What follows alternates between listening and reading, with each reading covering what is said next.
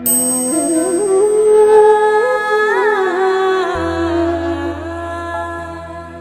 नमः शिवाय, ओम नमः शिवाय, ओम नमः शिवाय।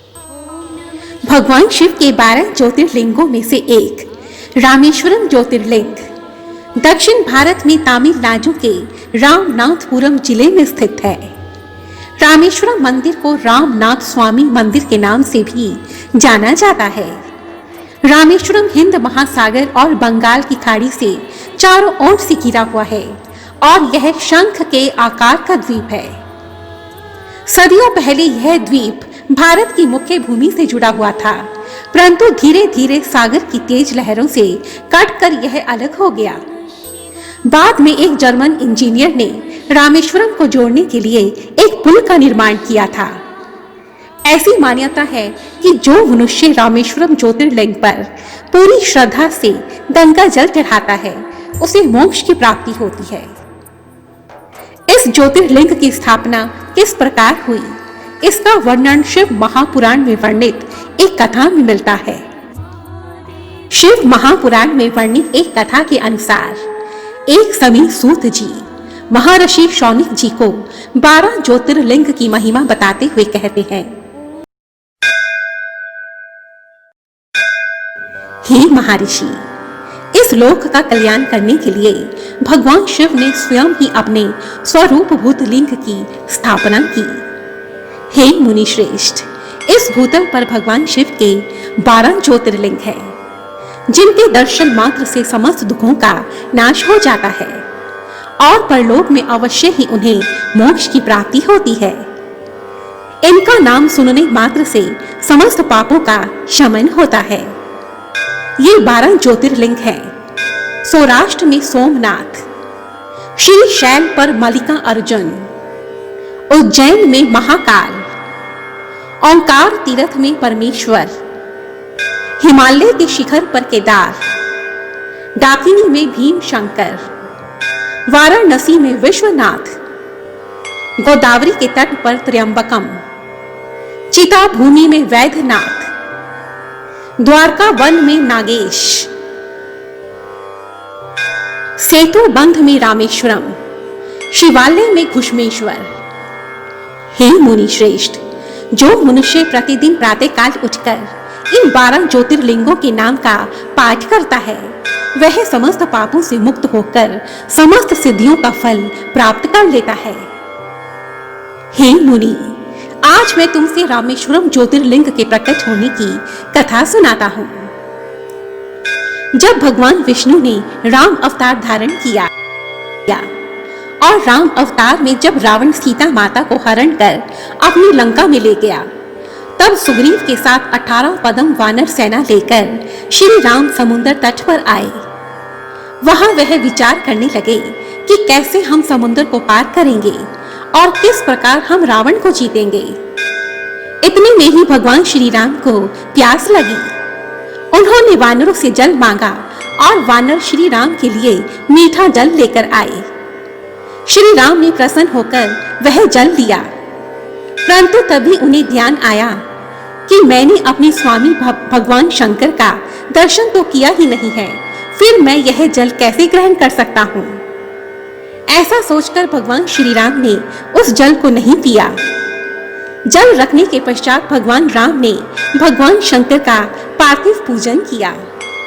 उन्होंने समुद्र की मिट्टी को मुट्ठी में बांधकर शिवलिंग बनाया और उसकी पूजा की।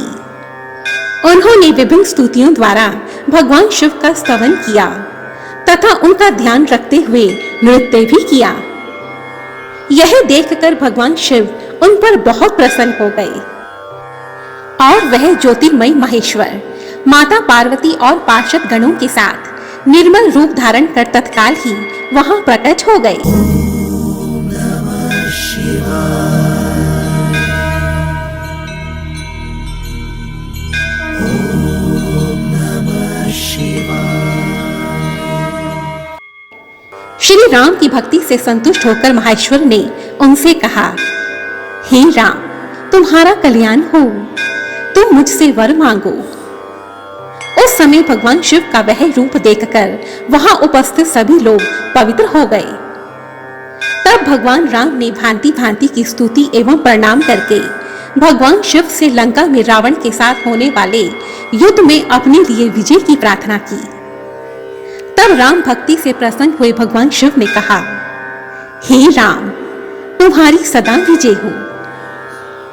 भगवान शिव के दिए हुए विजय सूचक वर एवं युद्ध की आज्ञा को पाकर श्री राम ने नतमस्तक होकर हाथ जोड़े और उनसे पुनः प्रार्थना की। श्री राम ने कहा, हे स्वामी शंकर, यदि आप मेरी भक्ति से संतुष्ट हैं तो जगत के लोगों को पवित्र करने तथा दूसरों की भलाई करने के लिए आप सदा इस स्थान पर निवास करें। भगवान श्री राम के ऐसा कहने पर भगवान शिव वहां ज्योतिर्लिंग के रूप में तत्काल ही स्थित हो गए।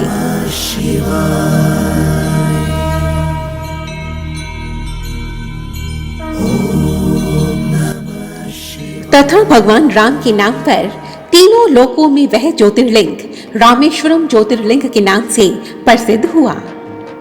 इसके प्रभाव से ही अपार समुद्र को अनायास पार करके श्री राम ने रावण आदि राक्षसों का शीघ्र ही संहार किया और अपनी प्रिया पत्नी सीता माता को प्राप्त किया।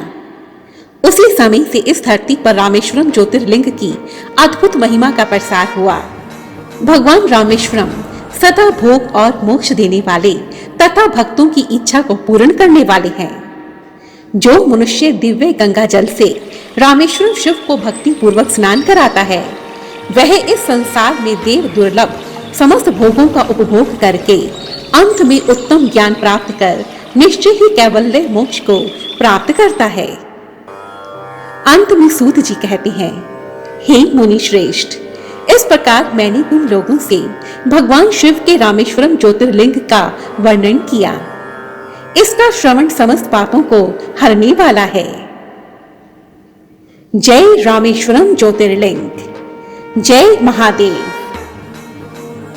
अंत में मैं ज्योति गोविंदा रामेश्वरम भगवान को कोटि कोटि नमस्कार करती हूँ। ओम नमः शिवाय, ओम नमः शिवाय, ओम नमः शिवाय। दोस्तों, मेरा एक ब्लॉग है जिसका नाम है ज्योति उपासना। इस ब्लॉग का लिंक मैंने इस वीडियो की डिस्क्रिप्शन में दिया है। आप इस ब्लॉग को अवश्य पढ़ें। धन्यवाद। जय माता दी। ओम नमः शिवाय, ओम नमः शिवाय, ओम नमः शिवाय, ओम नमः शिवाय।